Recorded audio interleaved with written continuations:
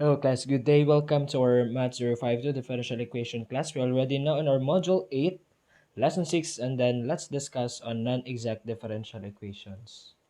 So we have here the general form of a differential equation, a function of m with respect to x and y dx plus a function of n of x and y dy is equal to 0.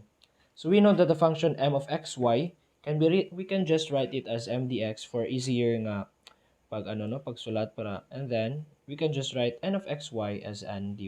This is m and m here, and here shows the function. So these are functions. So this is not just an ordinary letter. So m are function beside the dx, and n is the function beside the dy.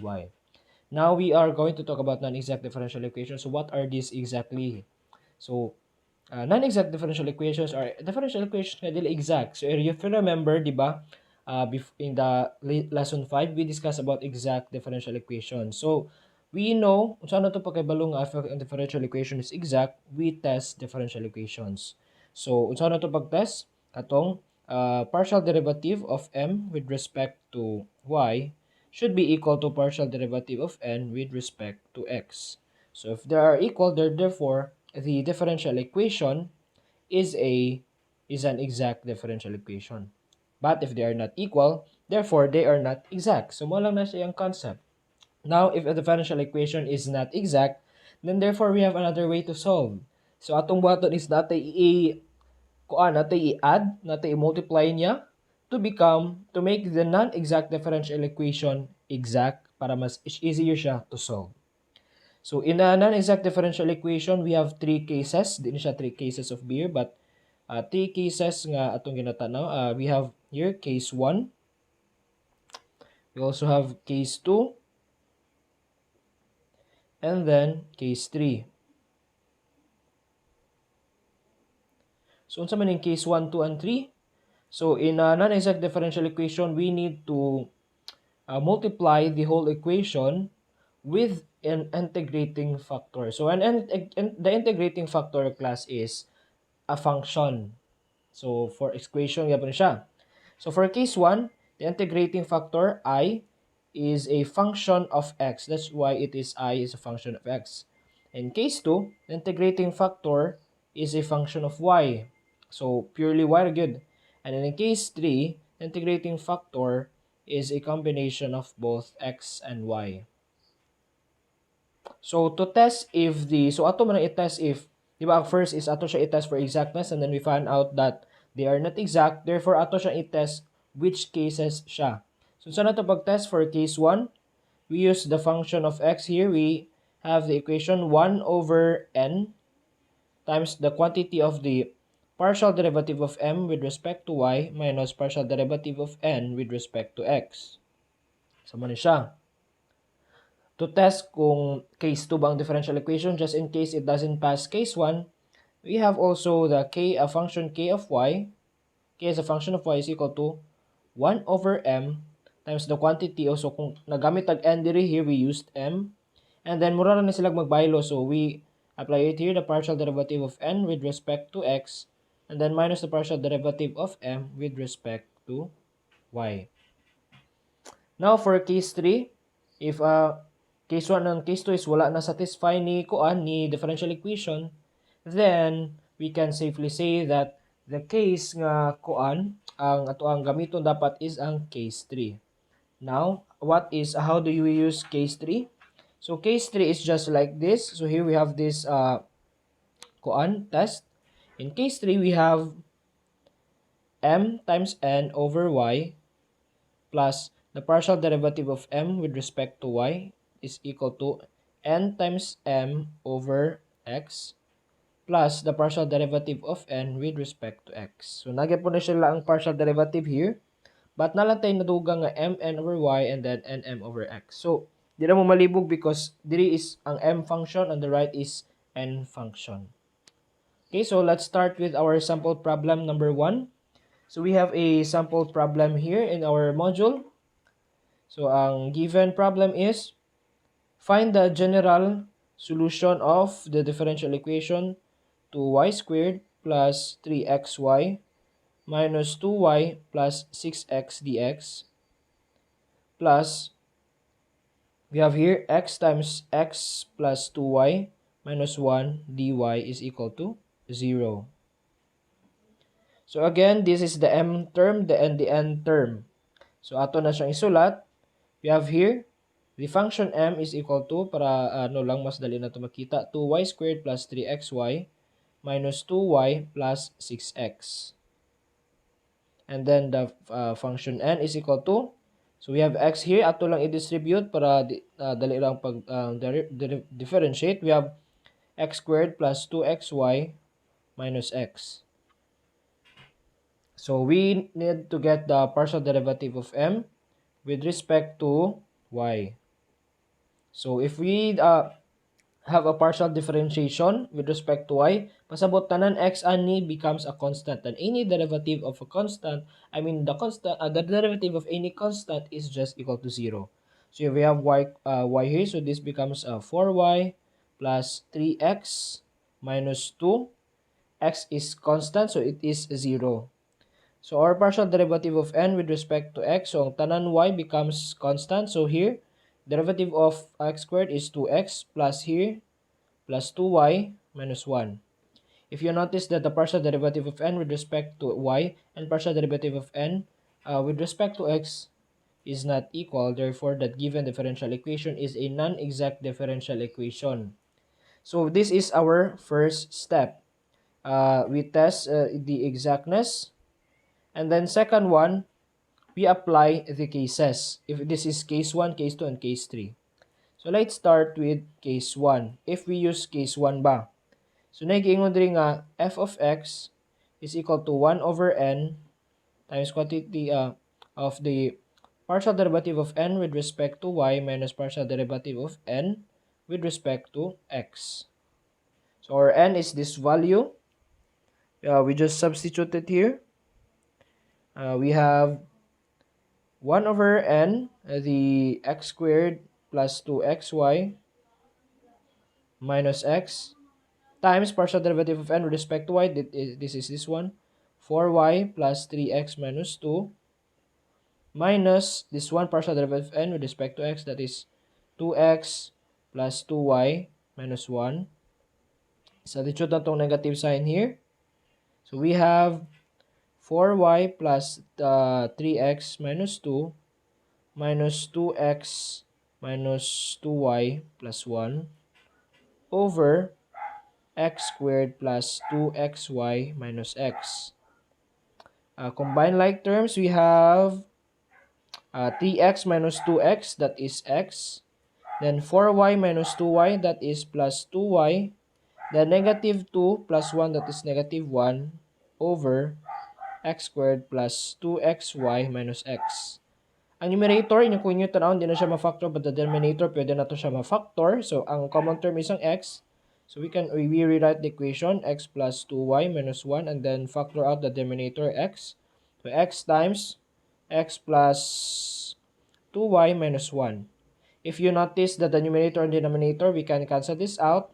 So, ang answer is 1 over x. So, this is a pure function of x. Therefore, it satisfies case 1 for non-exact differential equation.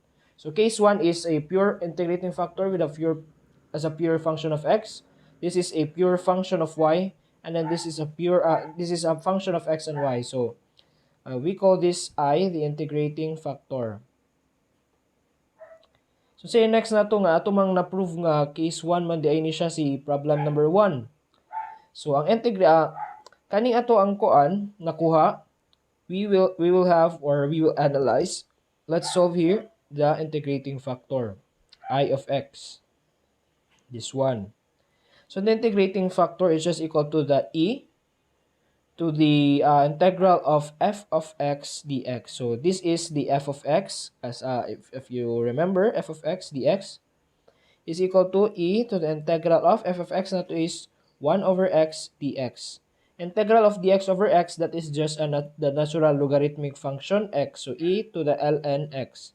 Remember that e and the exponential and the natural logarithmic functions are inverse.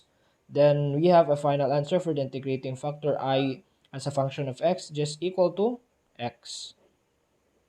So kung nanat tayo integrating factor unsa may next sa tubuhaton, we solve for kuan. Ato ni siyang i-multiply per function. So, function of n and function of n.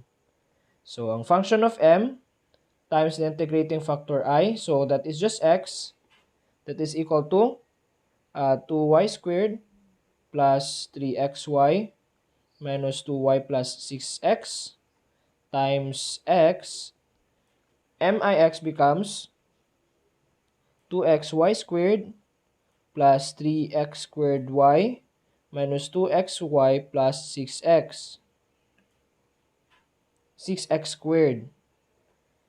So if we multiply the integrating factor for m, we should multiply also the integrating factor on n. So the function n times the integrating factor, this becomes x squared plus 2xy minus x times x.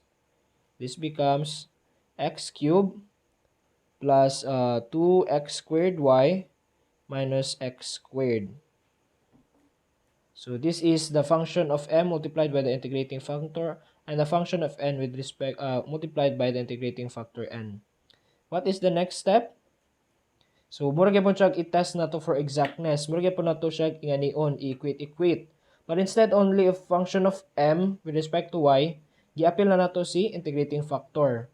Instead of function of n only with respect to x, we appeal ato na gi-appeal si integrating factor. So the partial derivative of m times the integrating factor ix with respect to y. So that is 2xy squared. So ato na siyang i-differentiate. It becomes 4xy plus 3x squared y. So this becomes 3x squared. And then, how about this one? Minus 2xy. So this becomes minus 2x. And then plus 6x squared. So x becomes a constant if we differentiate this with respect to y. So that is 0. So this is our partial derivative of m times the product of integrating factor with respect to y. Now we take the partial derivative of n and as a product of n and the integrating factor with respect to x. So x cubed becomes 3x squared plus you have your 4xy minus 2x. So if you notice, 4xy plus 3x squared minus 2x is equal here. Therefore, this is already both of the term are equal. Therefore, they are already now an exact differential equation. So, muna siya ang non-exact differential equations. We transform non-exact differential equations into differential equations. Now, unsa may next na to buhaton nga differential equation naman siya. Okay, let's we would like to rewrite the functions here. So, di ba natay sa to? Function of m times ix, we have pila to siya. We have 2xy squared plus 3x squared y minus 2xy plus 6x squared. And then function of n times the integrating factor I of x, we have x cubed plus 2x squared y minus x squared. So, man siya? So, by kuan, di ba, if you remember nga, para ma-solve na to ang homogeneous, ang exact differential equation, so atong baton diri is natay function of x of y is just equal to the integral of m. So, instead of m, na naman tay I of x ng integrating factors, i-appeal na nato siya diri with respect to x plus g of y. On this side pod, f of xy is just equal to the integral of, instead lang nga m, na naman tayo integrating factor nga, I of x, apilo na to siya with respect to y, integral plus h of x. So, unahan sa natin siya solve. You have it here equal to integral of this one, that is 2x squared y, that is 2xy squared plus 3x squared y minus 2xy plus 6x squared with respect to x plus g of y. So, atong answer diri, with respect to x man, this becomes 2x squared, y squared over 2 plus 3x cubed y over 3 minus 2x squared y over 2 plus 6x cubed over 3, yes, plus g, function g of y. Finalize. So, on the left side, we have x squared y squared plus x cubed y minus x squared y plus 2x cubed plus g of y. Now, let's solve this side here on the right side for n. So, this becomes the integral of this one, that is x cubed plus 2x squared y minus x squared with respect to y plus h of x. So with respect to y man, so it becomes here x cubed y plus 2x squared y squared over 2 minus x squared y plus h of x. To simplify, equation here on the right becomes x cubed y plus x squared y squared minus x squared y plus h of x. Now, unsa maning g of y and then h of x. G of y is kaning duha ka equation here, they are just equal. So para makita nato ni si g of y here. So g of y is any function here nga pure y only. So y ra gid siya. So yun tan-awon x ug y man nag-uban, walay y lang alone. Therefore, our g of y is 0.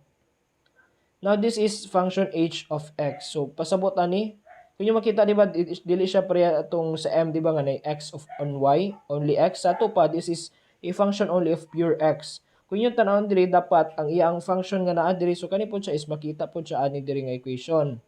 So, ang inyong tanong is dapat, kung sa notations diri nga or variables nga pure x lang is mao na si h of x. So, this is x and y, nag-uban x and y and x and y. Pero natay x alone, that is 2x cubed. So, ang h of x there is this one, 2x cubed. This is 0. Therefore, the solution sa ato ang differential equations, atong general solution, is just equal to, ato lang isulat, this is x cubed y plus x squared y squared minus x squared y plus 2x cubed is equal to c. So, this is the general solution of the differential equation nga ato ang gisolve.